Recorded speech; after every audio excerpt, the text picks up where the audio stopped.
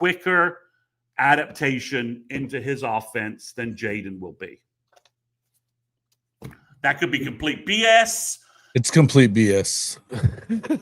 Well, I mean, we all have delusions of grandeur, right? We all delude ourselves into thinking, X is the right path, and we all thought Jackson Arnold was going to be good. Nope.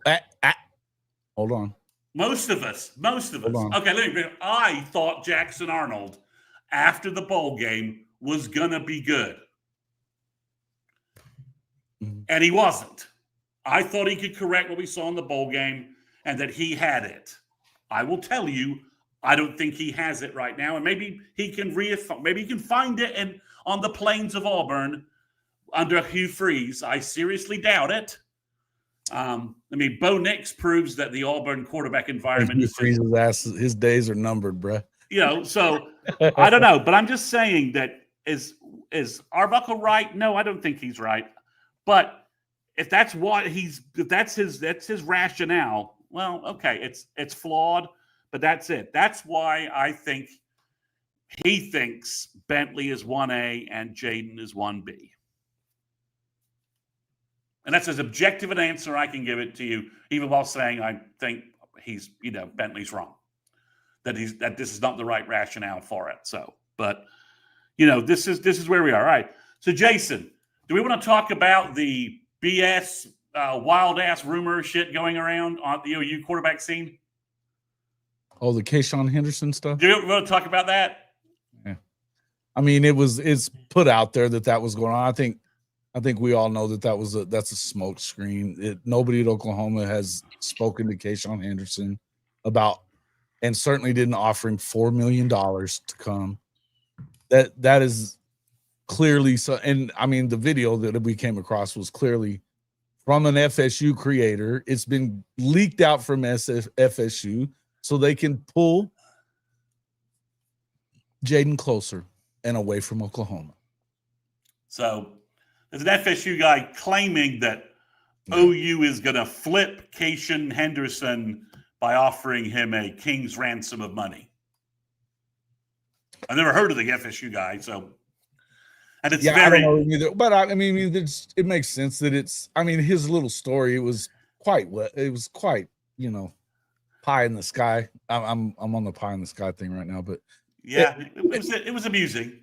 It's hilarious. Yeah. I was just hanging out, minding my own business in Dallas, and some guy just happens across me and says, "I do NIL for a living." And guess what? Your team isn't getting Kayshawn, but Oklahoma is offering him money. Come on, bro.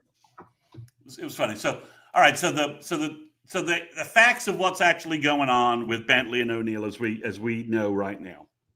Yeah. Bo Bentley's on his official visit. LSU has made whatever pitch offer they made with whatever dollar number that they made. If that dollar number was so out of bounds that OU can come anywhere near it, OU would have just canceled his visit. I mean, if it was, right?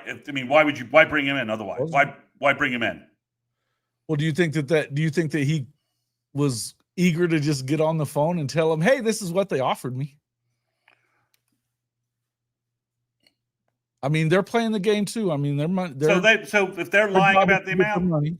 So we'll see. But regardless, there's been nothing. Let's rephrase it. You and I have heard nothing this week that says Bentley committed to LSU. LSU has him locked up.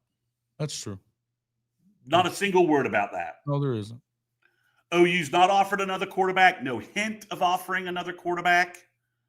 None of that. So Bentley's on his OU visit. OU is planning a great visit. Going to red carpet, do whatever they need to do for this weekend. He will sit down with Nagy, and numbers will be discussed. Okay, I have not been told this, but OU believes that Bentley, after this visit, will quickly move to make an announcement. Let it sit for a couple of days. By the end of the week, I bet we have an announcement. Or we have an announcement date And OU knows where they are. They know where they are in this situation. It'll leak, and they'll know where they are. I mean, yeah. So that's the Bowe Bentley side of this. Jaden O'Neal is he going anywhere this weekend? I don't think he's going anywhere, is he? No, he's going to. He'll be at Oklahoma on the 12th throwing. He's going to come throw for everybody and see. And this is what is kind of like, huh? So he's coming to throw for Oklahoma. It's just him, and then he'll be the only legitimate quarterback there. It'll be a big day. His OV is the 20th, but again, I don't think it stretches out to the 20th. I mean, I think that they know right now how much whether they're going to get him or not. Okay, so here's the thing. The question I would have for you, I would ask you this. Where is Jim Nagy on this? Because Jim Nagy is the guy who's making decisions on this shit. Is he not? So we have been told, yes. Okay.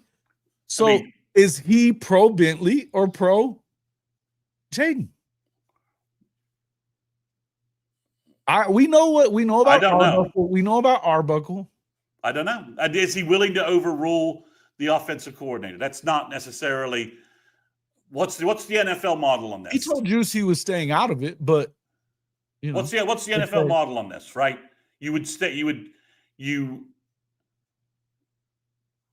I think Nagy is probably going to let Arbuckle make this decision, and Arbuckle will live and die on it.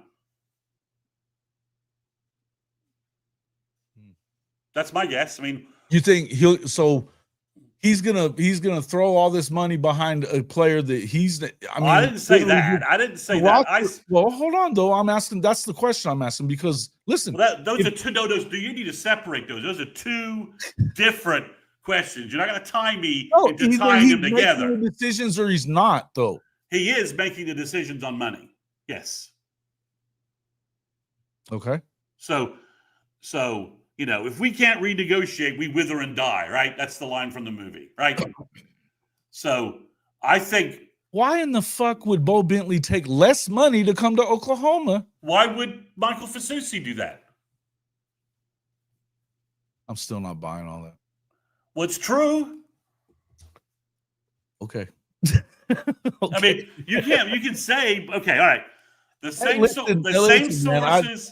sources that have told me stuff that you have relied on in the past definitively told me that about Fasusi. Okay. No, I don't. So it does happen. It does happen. Is it rare? You bet your ass it's rare, right? And listen, it works for Fasusi, but that's a special case. Fasusi's mom wanted nothing to do with Austin and all that shit. And there's a difference there. And does Bentley's dad want him to play at OU? Aren't they family? Aren't they an OU family? They're OU fans? It's not an OU family. They're all buddy with Arbuckle, apparently, from what I understand. Okay. Well, before the Arbuckle Sooner Cowboys, he's been recruiting him for 10 fucking minutes since he showed up. He's been here 12 minutes. It could be a relationship factor. LSU dived into this thing a little bit late, so if it's such but that's the thing. We talked about this earlier. If that's the reality of it, then why are they still stringing along Jaden O'Neal? Well, okay. So can we separate three things out here?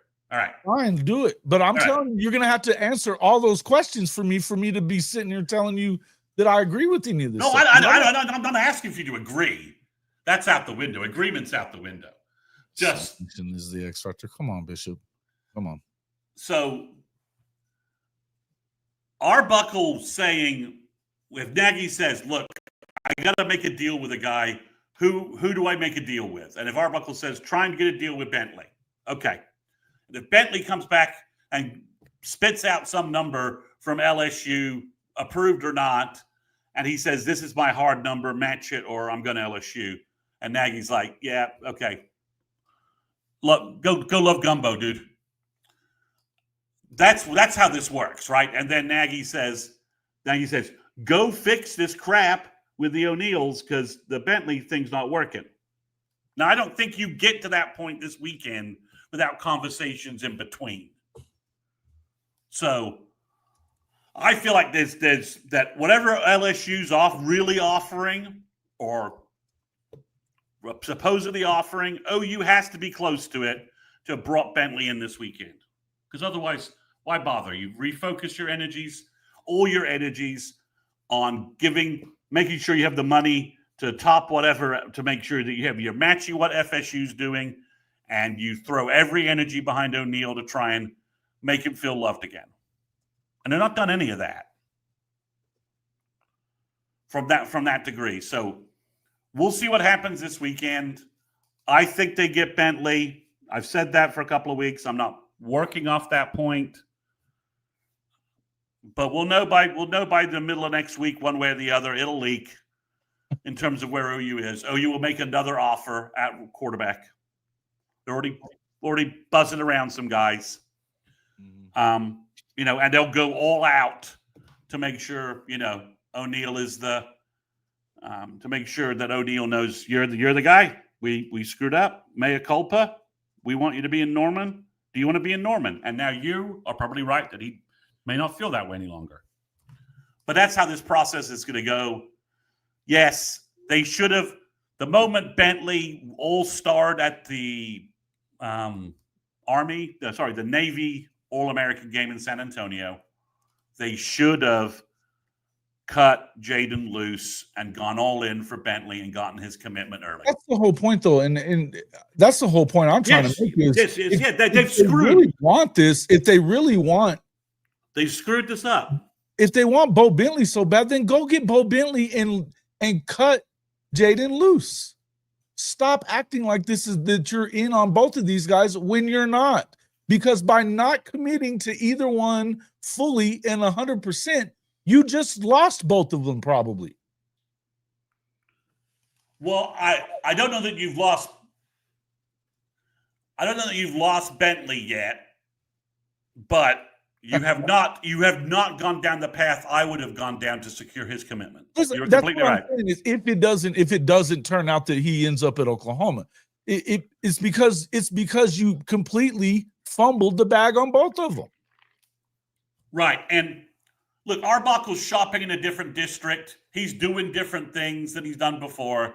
But Brent should effing know better. Right? Yeah. I mean, he should know better. So that's the biggest, and that's, you know what, as much as we can sit here and talk about Arbuckle all day, Arbuckle's brand new at this. It's Brent. He's new at shopping at this level. You know what, Unc? Did he have multiple chicks? So what? That's not what we're talking about here. They're not like quarterbacks. This dude is.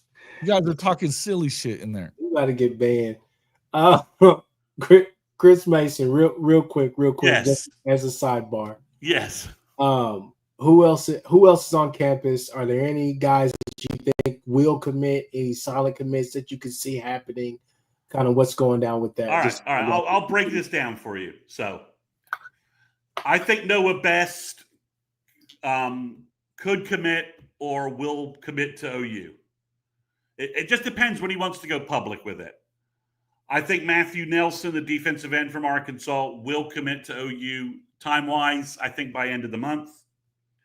Tyler Ruxer has already set his commit date, the tight end, on July 7th. I think OU gets Tyler Ruxer.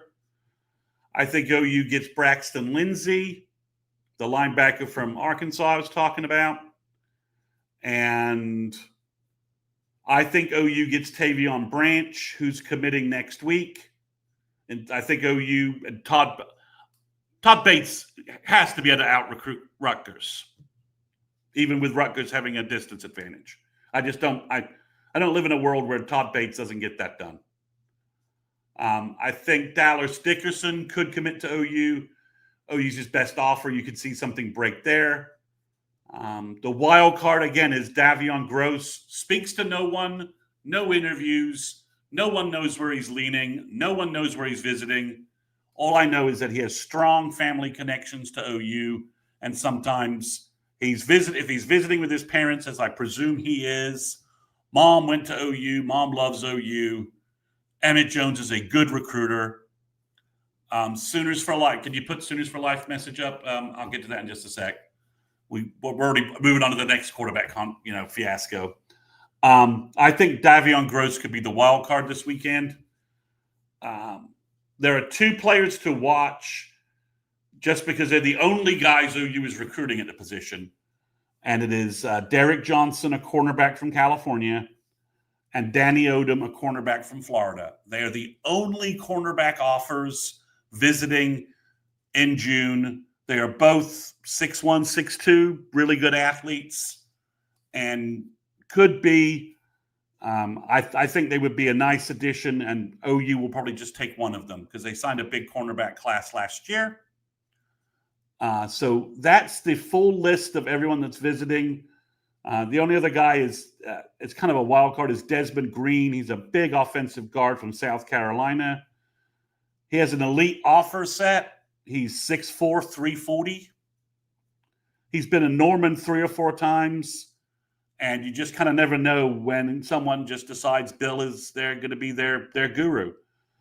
So that's a possibility. So I'm happy to move on to a Peyton Houston discussion, Chris, unless there's something else in that exhaustive recap you want to delve deeper into.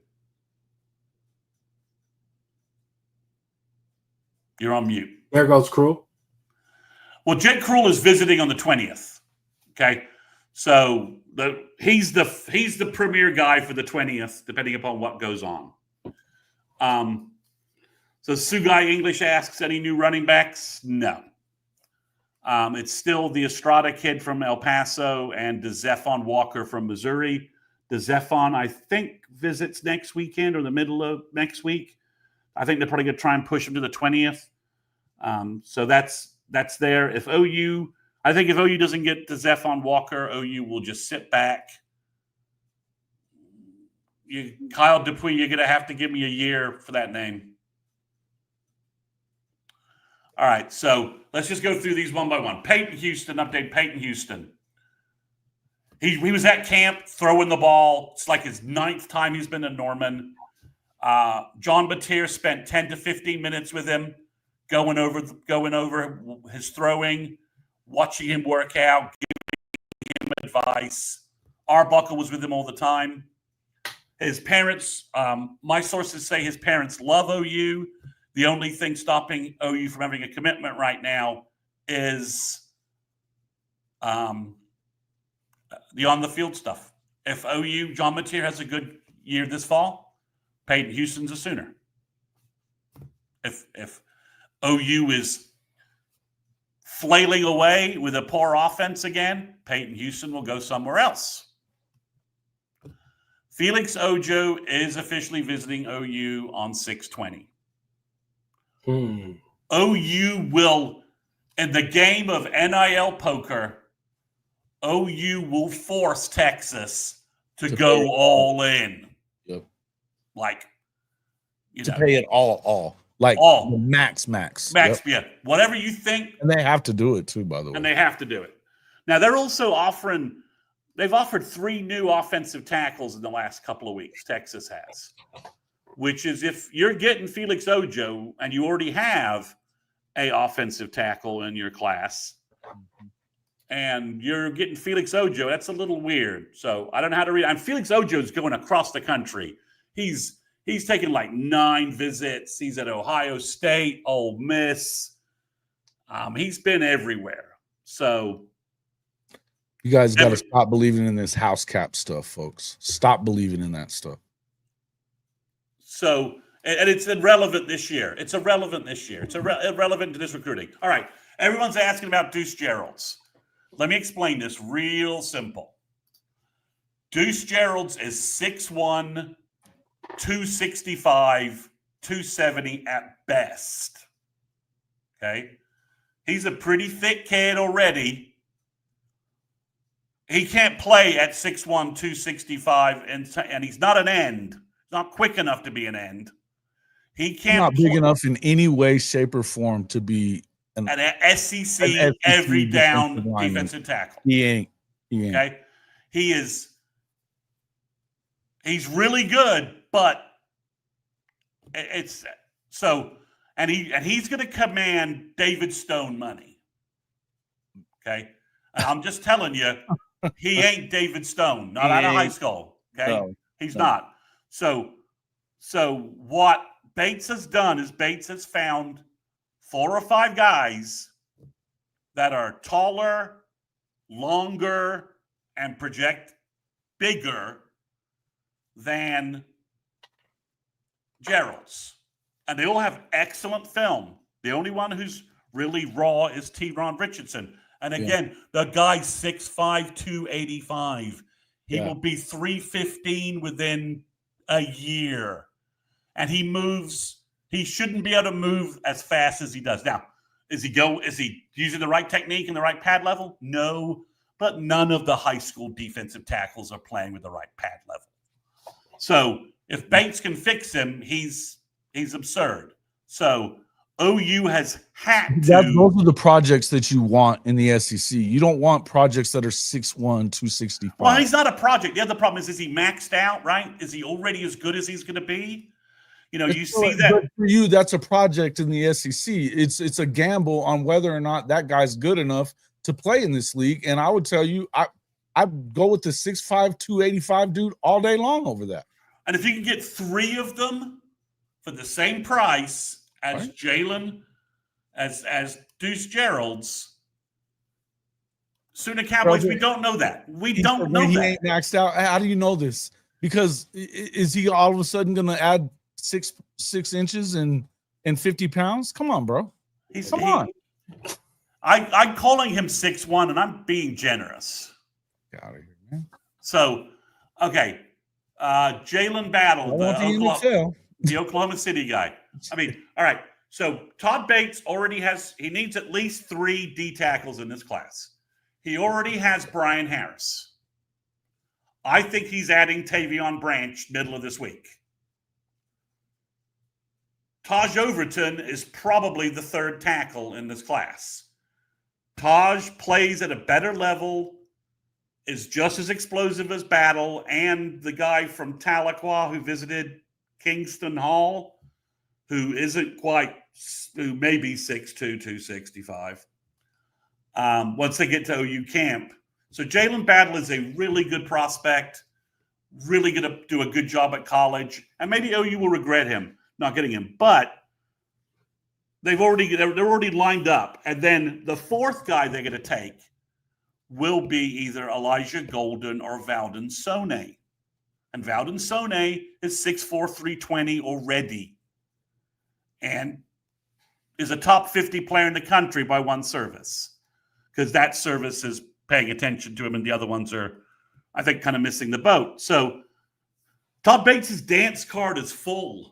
He's only going to add guys like Jalen Battle or Kingston Hall in the fall if he strikes out on everybody. And I don't think he's striking out on everybody. By August 30th, he'll have 3 D tackles, maybe 4. Okay? So Deuce Gerald, and again, like if you could have got Deuce Gerald's right off the bat for a number you could live with, that's fine. But OU, I mean, guys, he's an Ole Miss legacy. They're going to throw stupid money at him, and he's a good player. I like him, but there are questions. There are measurable questions. Okay, the average height, build. Kelly Gregg. Kelly Gregg is a run-stuffing nose guard. Okay. He played in the NFL at 6 foot, 330? Something like that. Deuce Gerald. What they look like in high school, though, and what they're going to look like 3 years into their college career and trying to become an NFL player, it's not close. When you start talking about guys that have the measurables versus guys that don't, the chances that you're going to be able to do that I know they're showing Deuce Gerald's at 6'2.5", which is total bullshit. I've seen that kid. You watch him. Listen, I know. I'm sitting there watching him stand next to BV. Come on, he's barely taller than BV. I know. And BV's 5'11". We have. Guys, this is where all I'm going to say all I want to add to this is these are the project. You don't go with the guy. You would rather take the project of the guy that has the measurables, and especially with the staff that develops the way this one does on the defensive side of the ball. You have to go with the guy that projects to the NFL, not the guy that, well, he's really good in high school and he's expensive. And let's What? By the way, guys, Come on, is Georgia going nuts after him? Nope. They're warm on him, but They're not going nuts after him, though. no. Is Alabama? I don't think so. No. I mean, Michigan is, which I'm a little surprised because he doesn't fit. I mean, maybe in the Big Ten. Right now they're showing he's going to Ohio State on June 20th. Right, and Ohio State, their scheme can live with a 6'1", fast, 285-pound defensive tackle every down. Their scheme lives on that. Our scheme in the SEC, not living with that. Okay?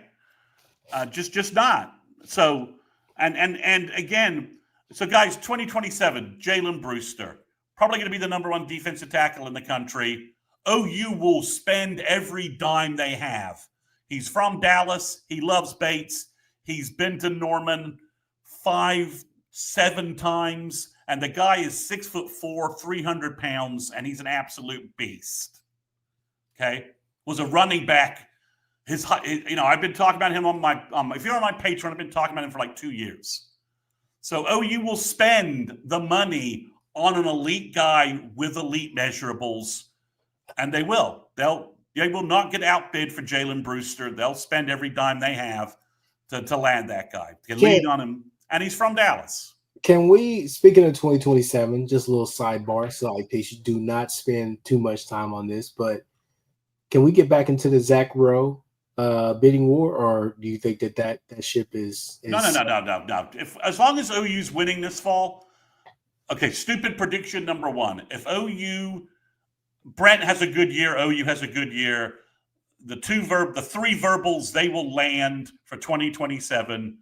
The four verbals they will land for 2027, which will give this class serious top 10 vibes, are Peyton Houston, Cooper Witten, Jalen Brewster, and Zane Rowe. Zane Rowe, yeah. There you go. And then you add Cooper Hackett, Caden Presley, the two in-state offensive linemen, who, I didn't say this, Josh McCuistion and everybody else is saying it, two best offensive linemen in-state in the last 25 years.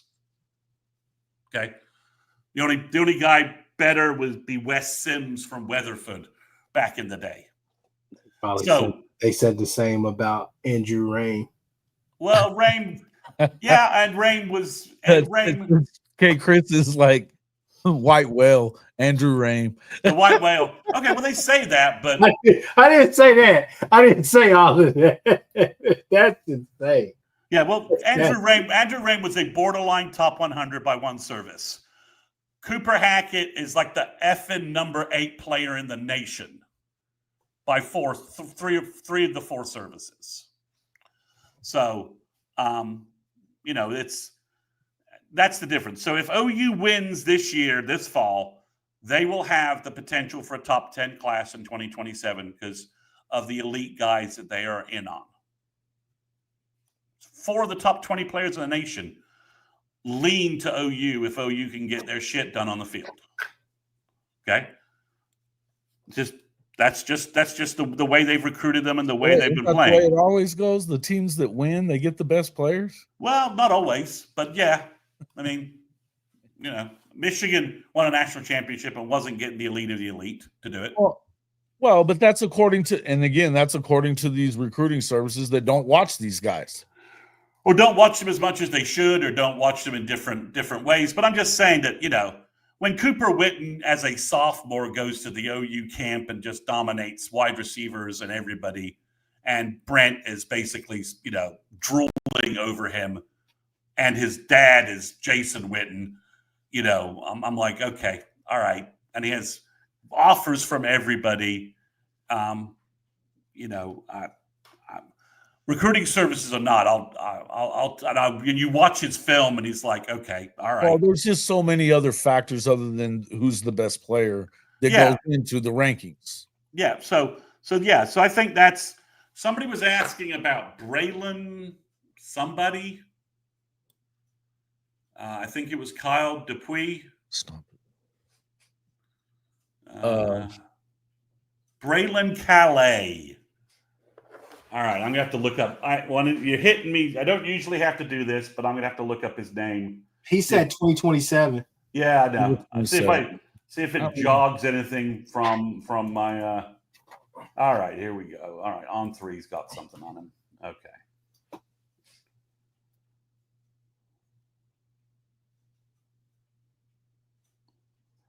Well, he's from Louisiana. He's good looking, got good ratings. Sorry, I don't know anything more about him other than that. LSU, probably.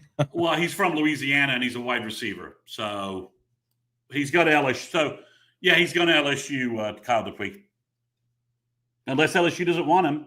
Let's stay there. Let's stay there for a second. What about this this Fields kid, or the kid we always talk about, but we haven't really delved deep? The quarterback. Yeah, he was on campus. He threw. He looked good. I'm still trying to figure out how he doesn't have an offer coming out of Destrehan with the stats he has. So I don't quite understand that. He threw it. He threw, I think, if OU loses. Okay, so if OU loses Bentley, keeps O'Neal, I'm not sure we believe that, but let's say they get Bentley and they lose O'Neal. That's a kid they would probably offer to get a second scholarship quarterback in the class. I think if they lose O'Neal and Bentley, OU's going to have to make some offers to some other folks. They just are going to have to go get some, going to have to go steal somebody else's quarterback for a bowl. Who that is and how that pans out, I have no idea. Maybe they throw $4 million at Cation Henderson. And that story turns into reality through a bizarre set of circumstances. I don't see that happening, but okay. Who'd be maybe they found out that they're getting neither one, and so they threw $4 million at him. I don't know. Yeah, and it's a sinister. I mean, that Arbuckle's playing 9-dimension checkers while we're have no idea what he's doing. So Lake Dawson's going to be he's a scout. He's a scout providing his expertise on both portal players and high school players. Yeah. And he's a great addition. And absolutely.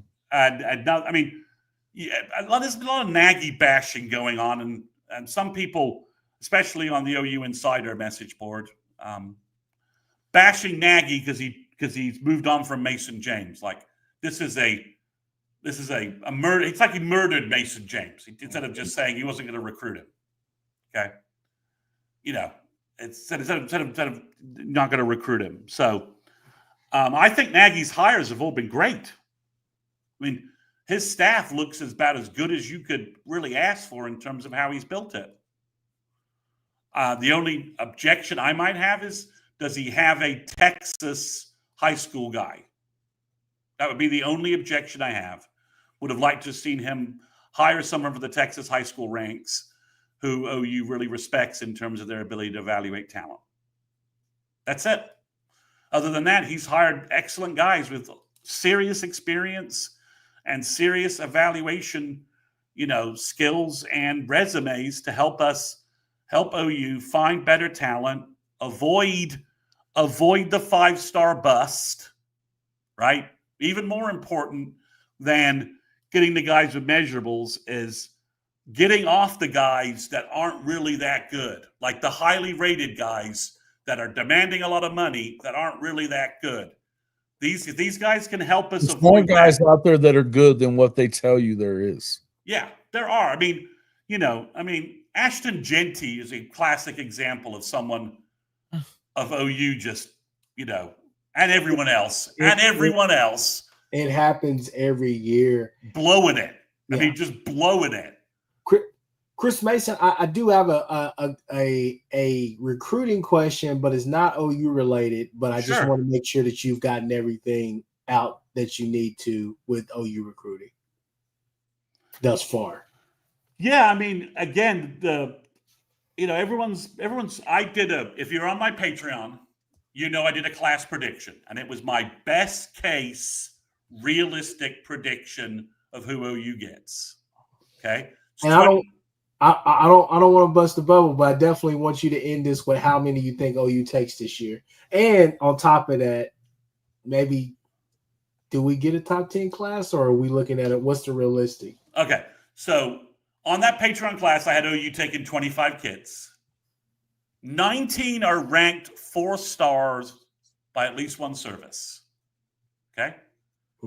At least one service thinks they're a 4-star. At least one service thinks they're a 4-star talent. And the rankings are so screwed up right now. Like, they're a mess. Like, the number 2 player in the nation on one service is like 162 on another. It's just messed up.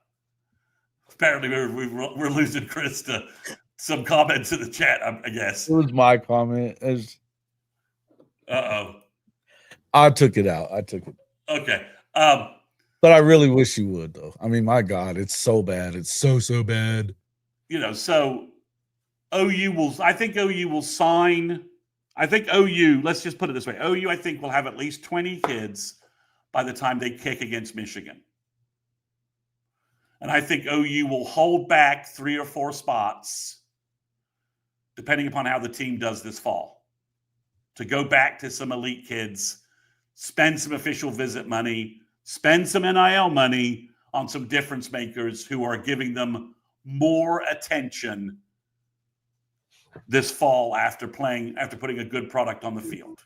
Are you Chris? Let's say that does happen. Do you then try to make another run at the 2 kids that you thought were gimmies, or just obvious OU commits? I'm hiding the 8 ball, but basically SMU. Do you go after those 2 kids that the lineman and then also the wide receiver, or do you think? I don't think you have to go after the wide receiver. I think they're going to get as good or better guys at wide receiver. I think if they land the Devon Robeson kid from Pasadena, Texas, who visits on June 20th, I think that kid has the potential to be as good as Toa Katoa. So you don't have to go back and get an interior offensive lineman.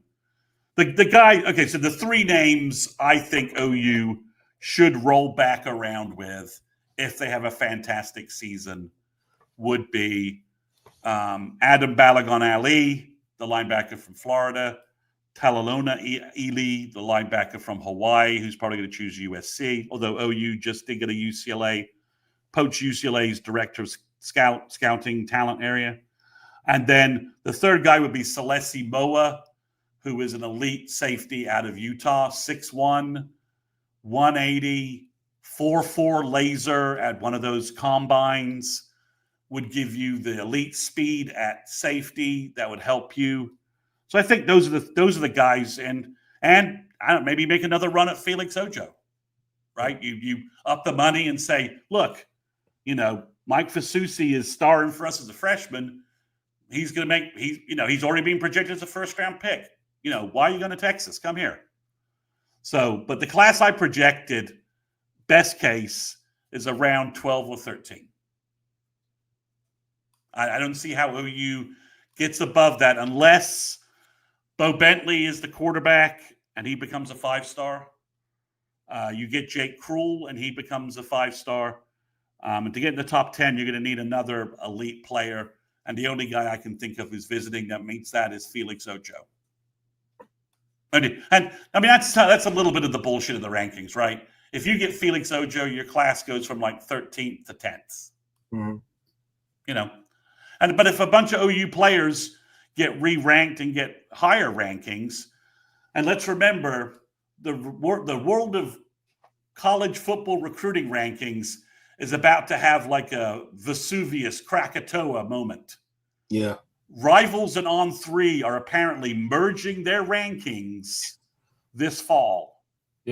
And I can tell you right now, they have vastly different opinions on players. Yep. Like vastly. Well, On3 is just going to stop doing it. Is what? No, they're going to merge them.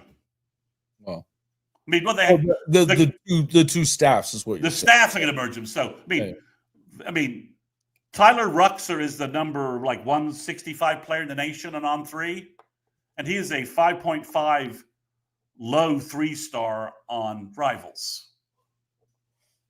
Okay, so how do you rationalize that? So for everyone wondering about the recruit and the composite rankings are about to go back to 33, 33, 33.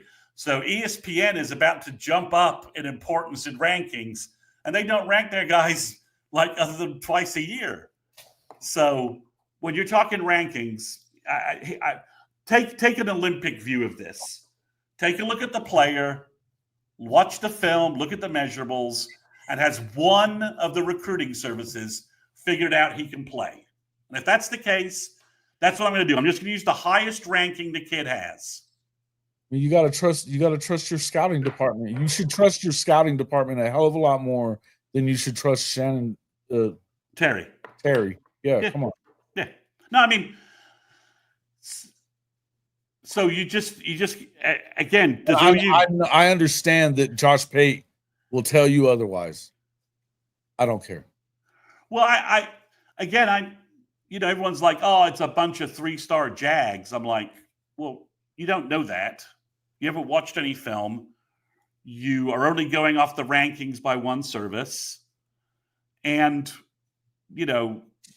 I've done this for years, and consistently, I'm just like, I don't understand how this kid's ranked this low. I mean, Eddie Pierre-Louis, Rivals thought he was a top 100 player, and On3 thought he was a number 7.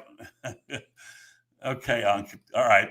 And On3 thought he was the number 700 player in the nation. It's like, okay, how do you reconcile that? I just don't. On3, until the ranking services tell me who is doing the evaluation, when they're doing it, and how often they evaluate players. And they transparently tell me all of those factors. Who is it? How are they doing it? What methodology are they doing? And how often do they do it? Until they do that, I don't trust any of them.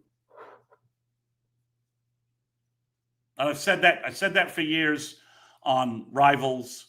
I used to tell that to Josh on Sooner Scoop all the time.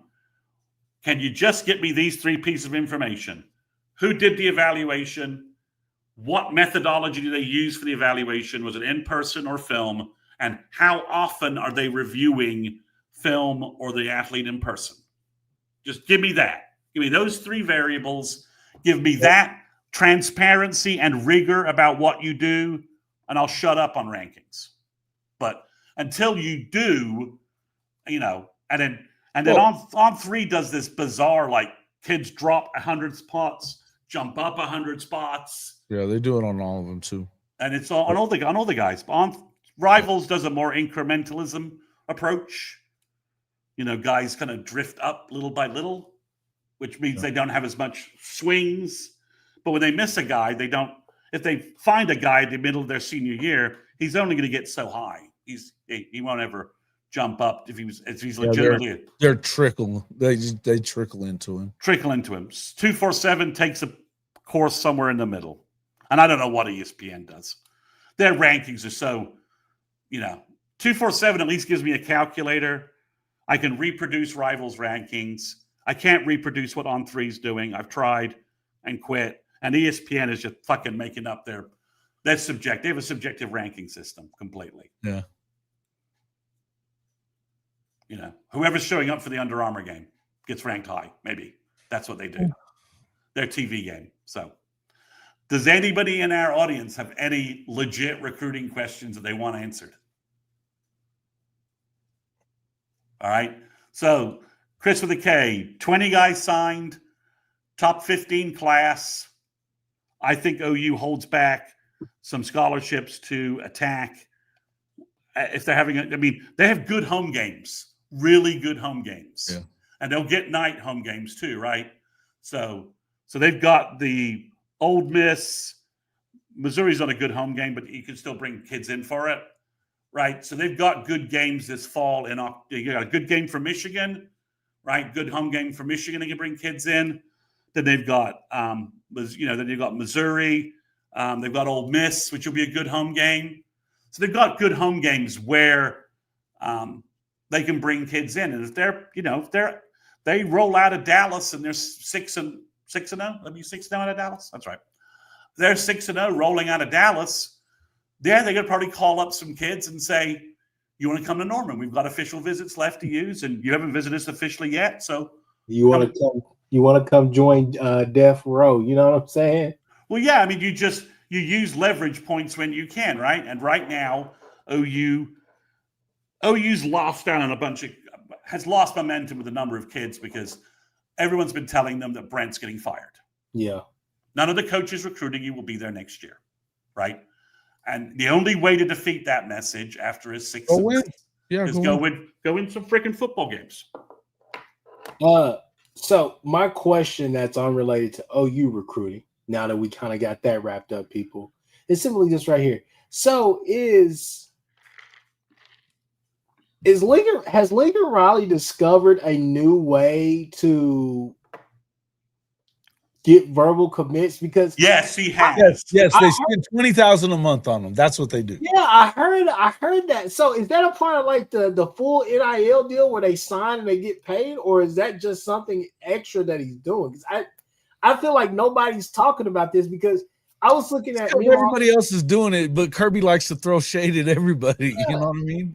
Everybody's doing it. Me and Unc were talking just a little while ago before the show started, and I said, "Hey man," we were looking up like the top quarterbacks, trying to see where Bowe Bentley was at, and I prefer right now, at least, Rivals would always have a special place in my heart, but 247 is where I try to go. I tend to lean there, right? So I'm looking on there, and I'm looking at Jaden, and I'm like, how the hell he keep going down? Like, he's 4-star, 3-star, this and that. That's ridiculous in itself. I see Bowe Bentley where he's at, but I saw that Lincoln has the number 4, according to 247, the number 4 quarterback in Ryder Lyons, however you say his name. Yeah. Then you have the Jonas Williams kid, that's the number 13. So he has a 5-star and a 4-star in that class. He just took a 5-star. I'm just trying to figure out what the hell is going on up there at SC. We know that he will not hold on to one of those kids. Somebody's going to transfer eventually, regardless. Or somebody's going to decommit and go somewhere else. I think Lyons is already out. Oh, you do?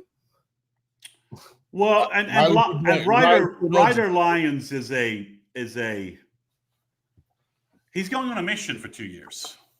He's going to BYU, from what I understand. Well, he's going on a mission for 2 years, so everybody does that ends up going up. They don't have Lyons, so basically he's prepaying kids for verbals. Ooh. Okay, verbal to us now and start making money now. Because it helps him. Yeah. So will they hold on to these kids?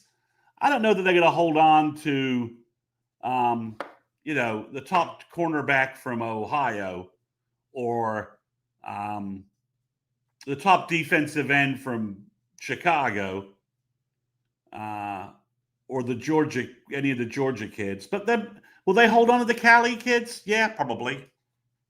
I mean, why not? Right? I mean, well, will they? If they have a shitty year, they'll lose a whole bunch of them. Like, are they holding? It's just like what we were talking about with Oklahoma right now.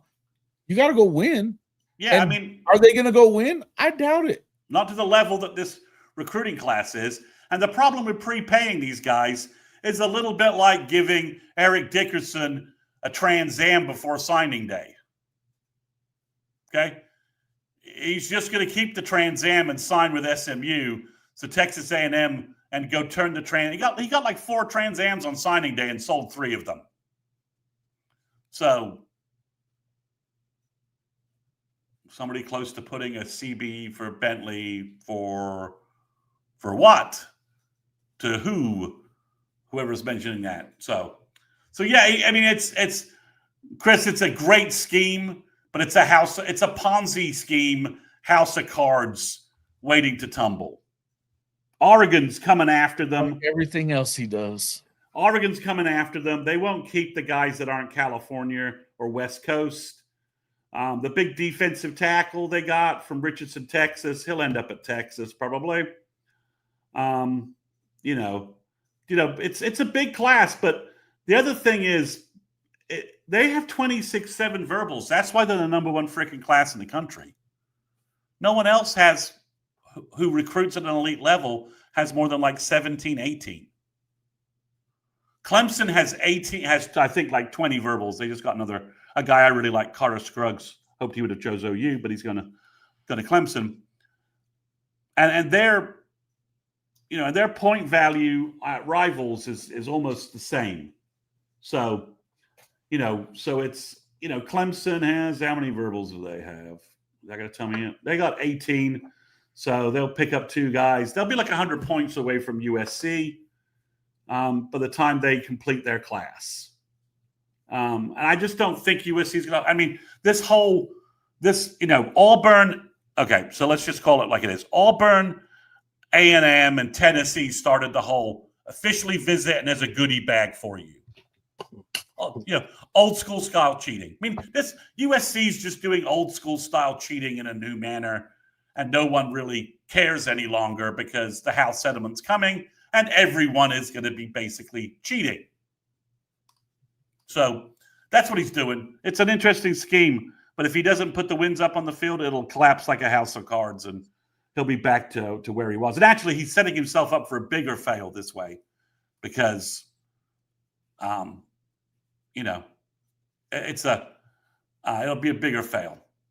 So, because they'll then be asking, why did you lose all these guys? You're just doing the same thing again. So, we'll see. I mean, there's the new GM they brought in. At least, he fired what's his name, the strength and conditioning guy, Benny Wiley, Mr.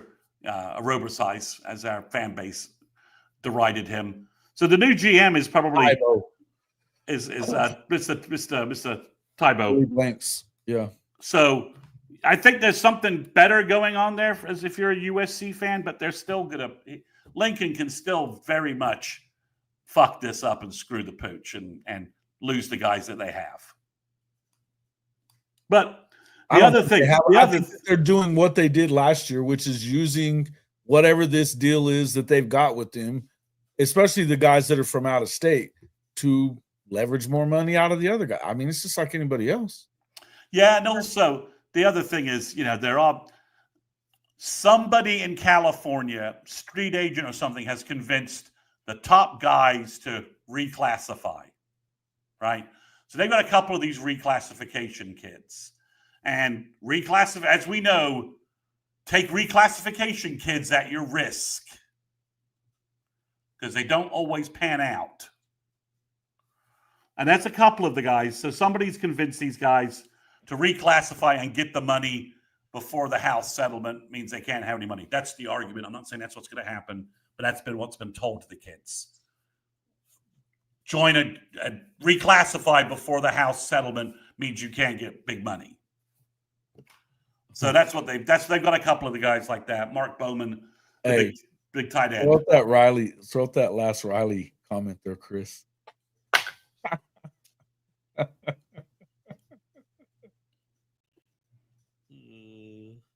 Really? Well, all right. Well, yeah. EAX. Okay. All right. Tybo. Yeah. Well, Pilates. Richard Simmons. Pilates, yeah. Pilates, whatever. However you can make it work. That's fine. Insanity.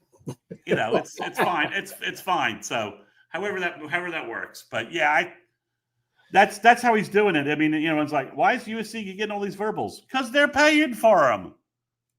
I mean, it's kind of sad and desperate in its own way. Yeah, listen, Zumba's, he brings Zumba to the house. It is what it is. You know what I mean? Well, it's LA, so I heard the training table now has avocado toast. So hot yoga. This panel could use some Pilates. Ooh, Boomer 129 with the vicious comment. All right. He's a chump. Who cares? So, all right. Whatever. So, anything else? We're at nearly 2 hours. Yeah. I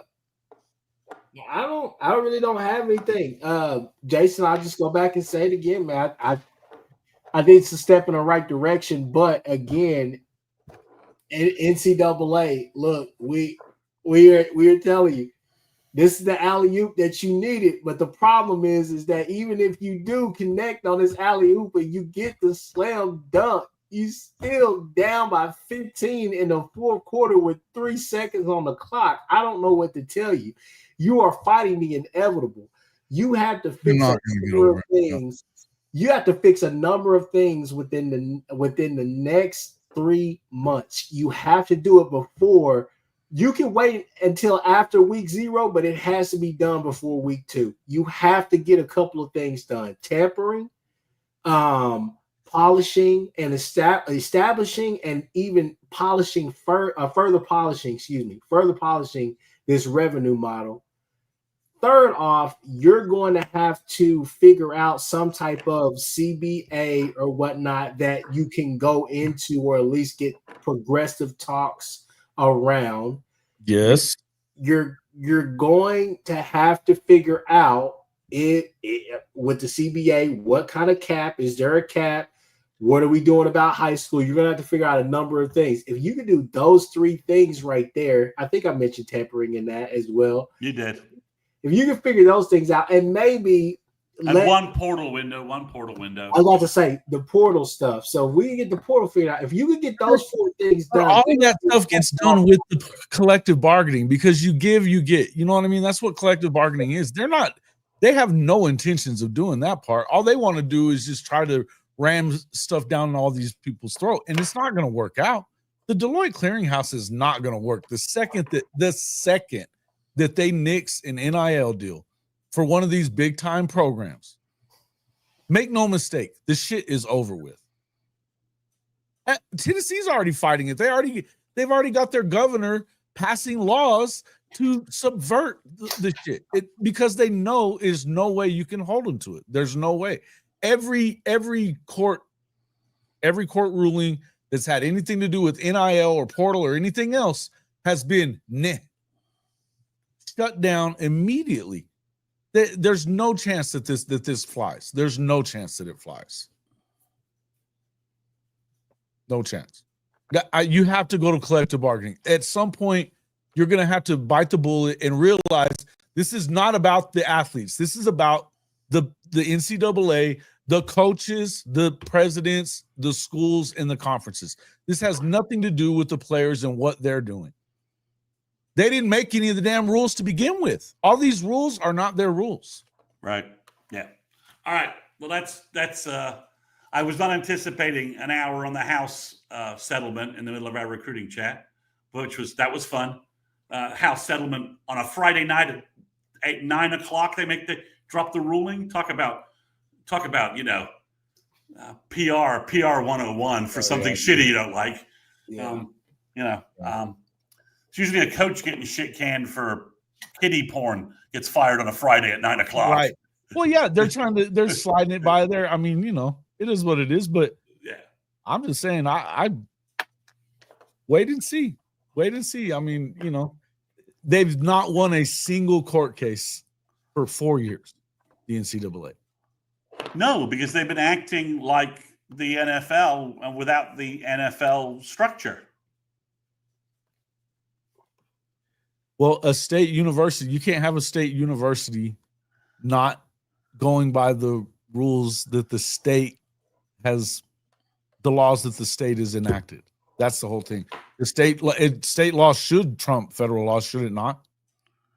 Well, I think that gets back to I think that's a debate that goes back to 1789. So sure. I don't consider myself constitutionally equipped to answer that question. I'm with you there. On labor law and whether state law trumps federal law. I mean, and it all boils down to the stuff that they really, really want to shove down your throat. They do, and the stuff that they don't, they Pass it off to the state. But that question, does state law trump federal law? That's an ongoing debate. Yeah. That's we ended up with a civil war over that topic right there. You know, it's just one of those days, man. Just one of those days where the NCAA and always finds itself in a very precarious situation. They've always got the "kick me" sign strapped to their back. That's yes. I feel like the entire NCAA is on that Pilates that Pilates trend as well. You know, P90X and hot yoga. I don't get it.